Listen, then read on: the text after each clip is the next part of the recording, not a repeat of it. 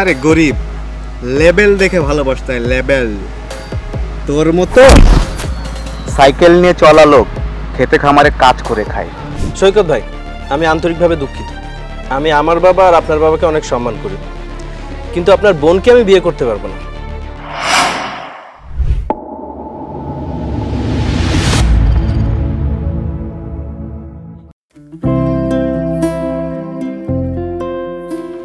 ধ্যাত, গাড়িটা নষ্ট হওয়ার সময় পাইল না। সেই 1 ঘন্টা ধরে রাস্তায় দাঁড়িয়ে আছি, কাউকেই পেলাম না। এজন্য আমার গ্রামে আসতে ভালো লাগে না।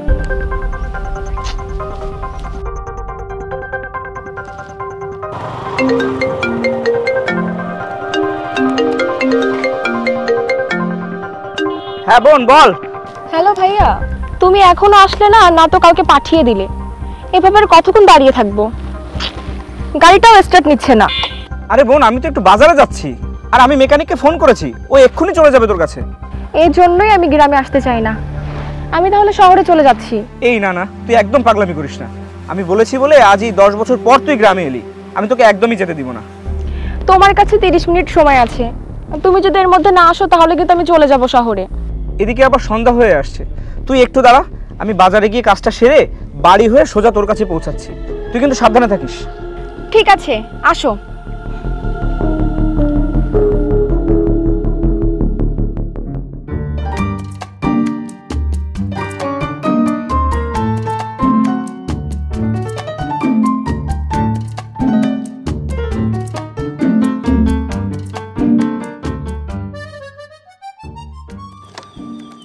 কি হয়েছে ম্যাডাম, আপনি এখানে এভাবে দাঁড়িয়ে আছেন কেন? কোনো সমস্যা? আরে যা তো, এমনিতে আমার মুড খারাপ আছে অনেক। আরে রাগ করছেন কেন ম্যাডাম? এমনও তো হতে পারে আমি আপনার মুডটাই ঠিক করে দিলাম। আমার গাড়িটা খারাপ হয়ে গেছে, করতে পারবে ঠিক? ম্যাডাম, আমরা গ্রামের মানুষজন আমাদের সেচ পাম্প, ট্রাক্টর এগুলো নিজেরাই ঠিক করি, আর এ তো সামান্য গাড়ি। সরুন।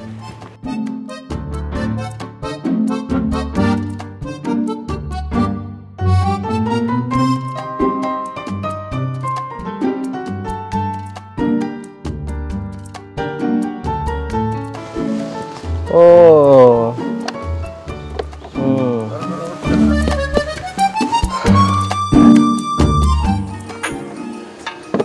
দেখি ম্যাডামের গাড়ি ঠিক হলো কিনা।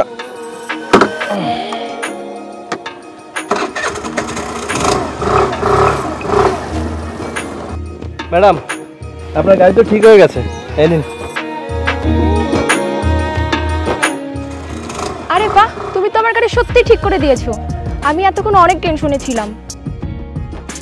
থ্যাংক ইউ সো মাচ, তুমি আমার প্রবলেম সলভ করে দিলে, আর আমার মুডটাও ঠিক হয়ে গেছে। ঠিক আছে, সমস্যা নেই। কিন্তু ম্যাডাম, আপনি কোথা থেকে এসেছেন আর যাবেনই বা কোথায়? আমি 10 বছর পরে বাড়িতে আসলাম আমার ভাইয়ের কাছে। আচ্ছা, এই গ্রামে? গ্রামের কোথায়? আপনার ভাইয়ের নাম কি? আমার ভাইয়ের নাম সৈকত চৌধুরী। আচ্ছা, বুঝতে পেরেছি। আচ্ছা, আমি এখন যাই। Thank you once again. আচ্ছা, ঠিক আছে।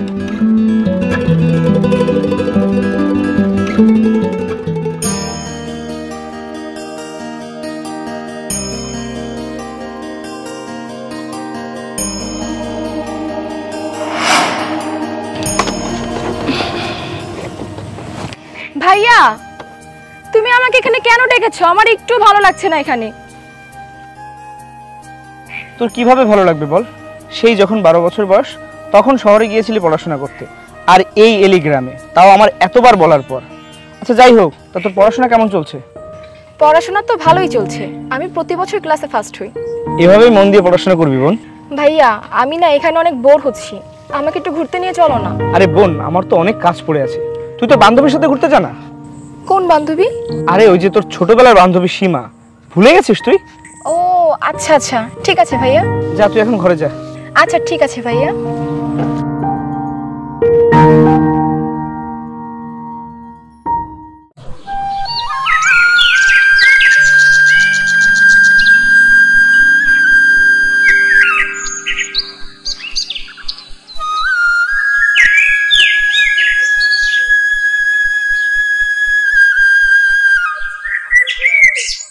আরে ম্যাডাম, আপনি? আসসালামু আলাইকুম ভাইজান, ভালো আছেন? ওয়ালাইকুম আসসালাম, ভালো আছি। কি অবস্থা তোমাদের? হ্যাঁ ভাইজান, ভালো আছি। আরে তুমি সে না যে আমার গাড়ি ঠিক করে দিয়েছিলে? হ্যাঁ, মনে হচ্ছে আপনি গ্রাম ঘুরতে এসেছেন। হ্যাঁ, আসলে ঘরে বসে বোর হচ্ছিলাম, তাই ভাবলাম গ্রামটা একটু ঘুরে আসি। আচ্ছা আচ্ছা ম্যাডাম, তাহলে একটা কাজ করেন, আমার সাইকেলের পিছনে বসেন, আমি আপনাকে গ্রামটা ঘুরিয়ে দেখাই। হোয়াট? আমি তোমার সাইকেলের পিছনে বসবো? এটা তুমি ভাবলে কিভাবে? তুই ভাইজানের সাথে এভাবে কথা বলছিস কেন? তুই কি জানিস? সীমা, চুপ থাকো। ঠিক আছে, যেতে হবে না আমার সাথে। সীমা, তোমাকে তুমি বলতেই ভুলে গেছিলাম, তোমার মা তোমাকে ডাকছিল। যাও যাও। এই জুলি, আমি তাহলে যাই রে, না হলে মা আমাকে বকবে। দাঁড়া, যাস না।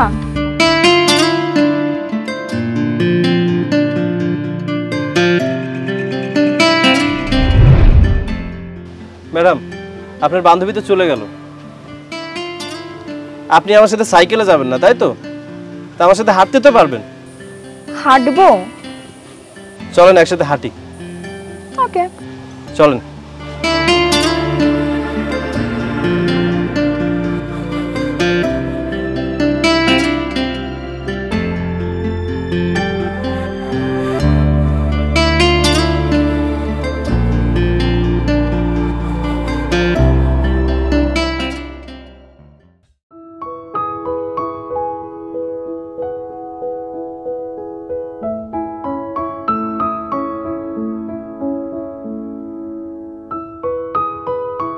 চেয়ারম্যান সাহেব একটু দাঁড়ান, আপনার কাছে যাচ্ছিলাম। কি হয়েছে ভাই? সামনের সপ্তাহে আমার বোনের বিয়ে, এই নিন কার্ড। আমি আপনার বাড়িতেই যাচ্ছিলাম। ভালোই হলো আপনার সাথে রাস্তায় দেখা হয়ে গেল। সাহেব, আপনি কিন্তু আমাদের বাড়িতে অবশ্যই আসবেন। ঠিক আছে, আমি খুব খুশি হয়েছি, আর আপনার দাওয়াতটাও গ্রহণ করেছি। আপনার বোনের বিয়ের যত খরচ সব আমার পক্ষ থেকে করা হবে, ঠিক আছে? সাহেব, আপনি সত্যিই মহান। আমাদের মতো গরিব কৃষকের জন্য আপনি বটবৃক্ষের মতো ছায়া হয়ে আছেন। আরে না না, আপনারা একটু বাড়িয়েই বলছেন, এমন কিছু না। আমি আসলে নিজেকে অনেক ভাগ্যবান মনে করি যে আপনাদের পাশে থাকতে পারি। সাহেব, আল্লাহ আপনাকে ভালো রাখুক, আর আমরা চাই এইভাবে আপনি আমাদের পাশে। আরে আরে, কি করছেন? ছাড়ুন, পা ধরে আমাকে ছোট করবেন না। আমি যতদিন বেঁচে আছি আপনাদের পাশে আজীবন থাকবো, এটা আমার ওয়াদা। আমি এখন আসি। আচ্ছা ঠিক আছে সাহেব।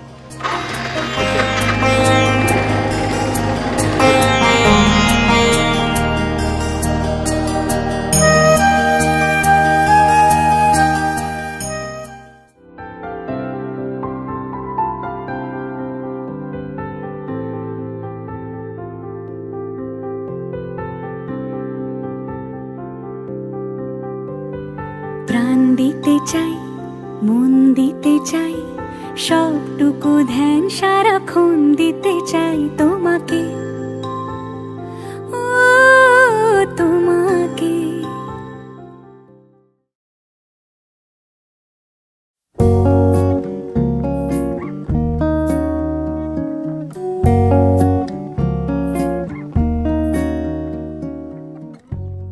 ম্যাডাম দাঁড়ান।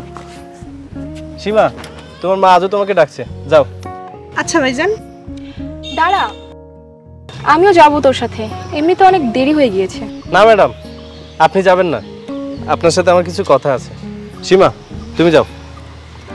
আচ্ছা বলো, কি বলবে? আসলে ম্যাডাম, কথাটা আমি কিভাবে বলবো বুঝতে পারছি না।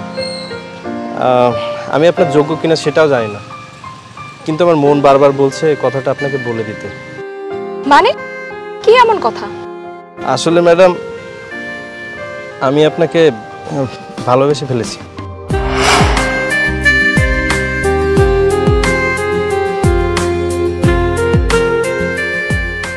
ম্যাডাম, আমি আপনাকে বিয়ে করতে চাই। হোয়াট? তুই কিভাবে ভাবলি তোর মতো একটা ছোট লোককে আমি বিয়ে করব? লেভেল দেখেছিস নিজের? তোর মতো একটা গরিবের বাচ্চাকে বিয়ে করব যে কিনা সাইকেল নিয়ে চলে? কখনোই না। এই চিন্তা তুই তোর মন আর মাথা থেকে ঝেড়ে ফেলে দে। ম্যাডাম, আমি আপনাকে দুনিয়ার সব খুশি এনে দেব, আপনাকে আমি অনেক ভালোবাসবো, দয়া করে আমাকে ফিরিয়ে দেবেন না। আমি আপনাকে অনেক ভালোবেসে ফেলেছি। তোদের এই গ্রামের ছেলেদের না একটাই সমস্যা, তোদের সাথে কেউ একটু হেসে কথা বললে তোরা সেটাকে ভালোবাসা মনে করিস। Hello baby. হ্যালো বেবস, হ্যাঁ কই তুমি? তাড়াতাড়ি আসো। আমি তোমার গ্রামে ঢুকে পড়েছি। আমি এই তো প্রাইমারি স্কুলের পিছনের মাঠটা দাঁড়িয়ে আছি, তুমি তাড়াতাড়ি চলে আসো। Okay babes, I am coming. দাঁড়া, তোকে দেখাচ্ছি ভালোবাসলে কেমন ছেলেকে ভালোবাসতে হয়।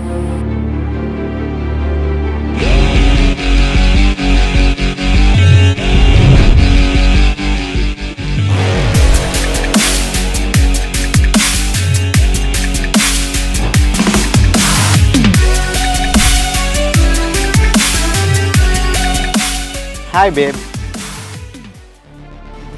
দেখ, এটা আমার বয়ফ্রেন্ড, তুই ওকে দেখ আর তুই নিজেকে দেখ।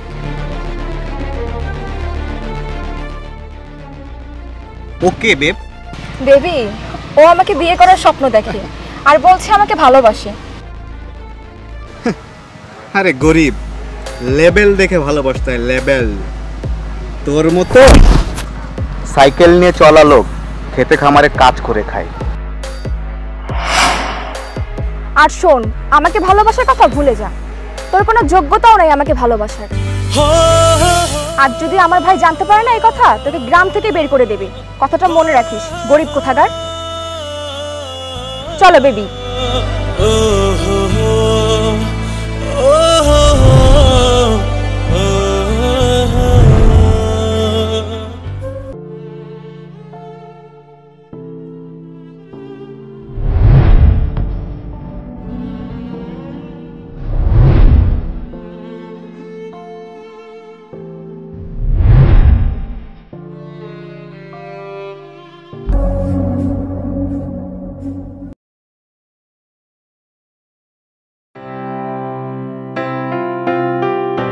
দাঁড়া বোন।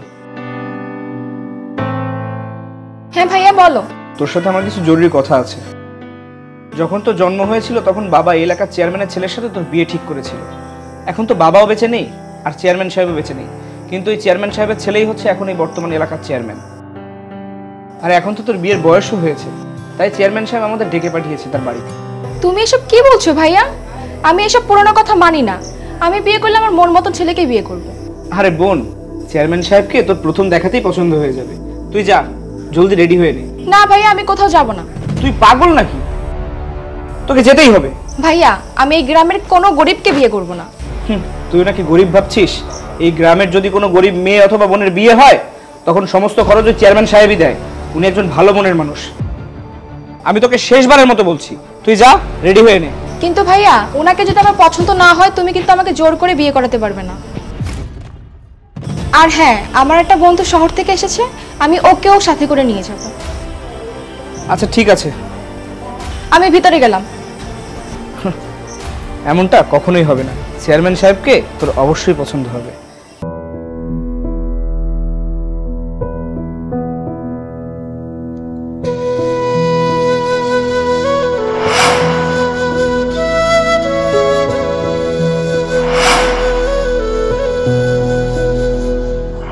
তুই কিভাবে ভাবলি তোর মতো একটা ছোট লোককে আমি বিয়ে করব? আর শোন, আমাকে ভালোবাসার কথা ভুলে যা, তোর কোনো যোগ্যতাও নাই আমাকে ভালোবাসার।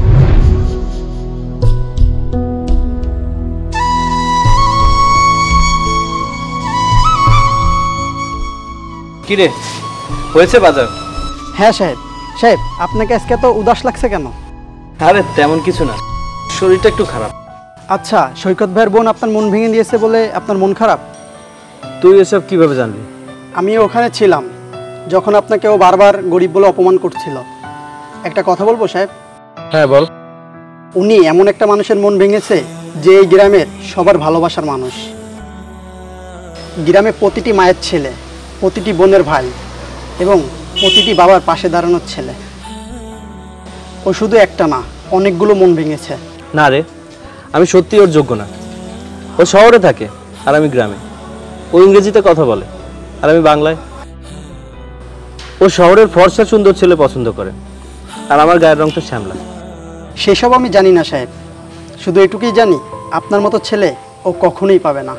থাক, বাদ দে এসব, তুই ভিতরে যা। আচ্ছা সাহেব।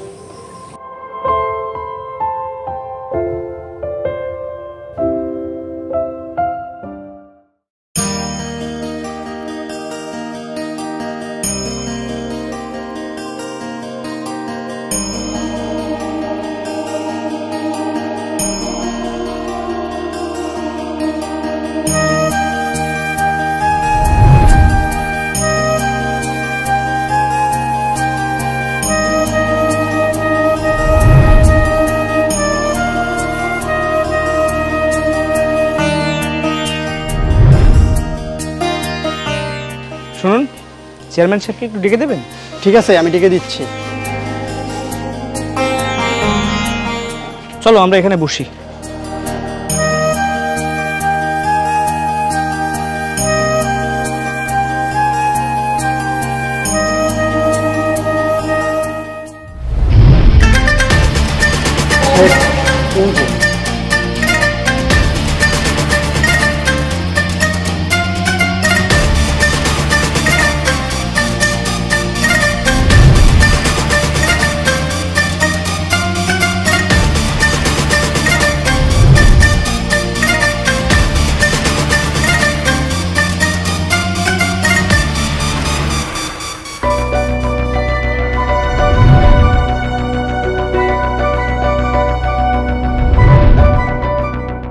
আরে গরিব, লেবেল দেখে ভালোবাসতে হয়, লেবেল। তোর মতন সাইকেল নিয়ে চলা লোক খেতে খামারে কাজ করে খায়। আসসালামু আলাইকুম চেয়ারম্যান সাহেব, কেমন আছেন আপনি? ওয়ালাইকুম আসসালাম। জি আলহামদুলিল্লাহ ভালো আছি। আপনারা কেমন আছেন? জি আপনার দয় ভালোই আছে। আরে আপনারা দাঁড়িয়ে আছেন কেন? বসুন বসুন বসুন। তারপর বলুন সৈকত ভাই, আপনার জন্য কি করতে পারি? না আসলে আমি আপনার আর আমার বোনের বিয়ের ব্যাপারে কথা বলতে এসেছিলাম, যা আপনার বাবা আর আমার বাবা ছোটবেলাতেই ঠিক করে রেখে গিয়েছিলেন। সৈকত ভাই, আমি আন্তরিকভাবে দুঃখিত। আমি আমার বাবা আর আপনার বাবাকে অনেক সম্মান করি, কিন্তু আপনার বোনকে আমি বিয়ে করতে পারবো না। কিন্তু কেন? দেখুন সৈকত ভাই, আপনার বোন আমাকে পছন্দ করে না, আপনার বোন অন্য কাউকে পছন্দ করে। আপনি যদি চান ওনার কাছে জিজ্ঞেস করতে পারেন। বোন, উনি যা বলছো সব কি সত্যি? চলি আমি কিছু জিজ্ঞাসা করছি। ভাই, আপনি আপনার বোনের নীরবতা বুঝতে পারছেন না? ওর সাথে তো আমার সেদিনই দেখা হয়েছিল, যেদিন ও প্রথম গ্রামে এসেছিল। আমি যখন জানতে পারলাম ও আপনার বোন, তখন ভাবলাম যে যার সাথে আমার বিয়ে ঠিক হয়ে আছে তার মন মানসিকতা একটু পরীক্ষা করে নেওয়া যাক। কিন্তু পরে জানতে পারলাম ও গ্রামের মানুষদেরকে একদমই পছন্দ করে না। আর ও যদি গ্রামের মানুষকে পছন্দ নাই করে, তাহলে আমাকে কিভাবে বুঝবে? এমন মেয়েকে আমি বিয়ে করতে পারবো না, মাফ করবেন। আই এম সরি, আসলে আমি জানতাম না আপনার সম্পর্কে, এই জন্য আমি এসব বলেছি। আর আপনিও তো আমাকে আপনার সম্পর্কে কিছুই বলেননি। বলে দিলে কিভাবে জানতাম যে তুমি মানুষের লেভেল দেখে তাকে ভালোবাসো আর পোশাক দেখে মানুষকে বিচার করো? ভাইয়া, আমি ওনাকে বিয়ে করতে রাজি আছি। জুলি, এসব কি বলছো তুমি? চুপ থাকো তুমি, আমি ওনাকে বিয়ে করতে রাজি আছি। কিন্তু আমি রাজি না, আমি তোমাকে বিয়ে করতে পারবো না। আর তোমার রাজি হওয়ার কারণটাও আমি জেনে গেছি। তুমি আমাকে না, আমার ধন সম্পদ আর আমার নামকে বিয়ে করতে চেয়েছো। সৈকত ভাই, আপনার বোন এই মহোদয়কে ভালোবাসে। আপনার বোনকে আপনি এনার সাথেই বিয়ে দিয়ে দিন। আর হ্যাঁ, বিয়েতে যত খরচ হবে সব আমি দিব। কিন্তু চেয়ারম্যান সাহেব, আমি গ্রামের মানুষকে কি বলবো? গ্রামের মানুষকে কিচ্ছু বলতে হবে না, কারণ গ্রামের মানুষ আপনার বোনকে আমার পাশে মেনে নেবে না। তারা জেনে গেছে যে উনি এত শিক্ষিত হয়েছে যে গ্রামের মানুষকেই পছন্দ করে না। আমার কথাটা তো শুনো। ব্যাস,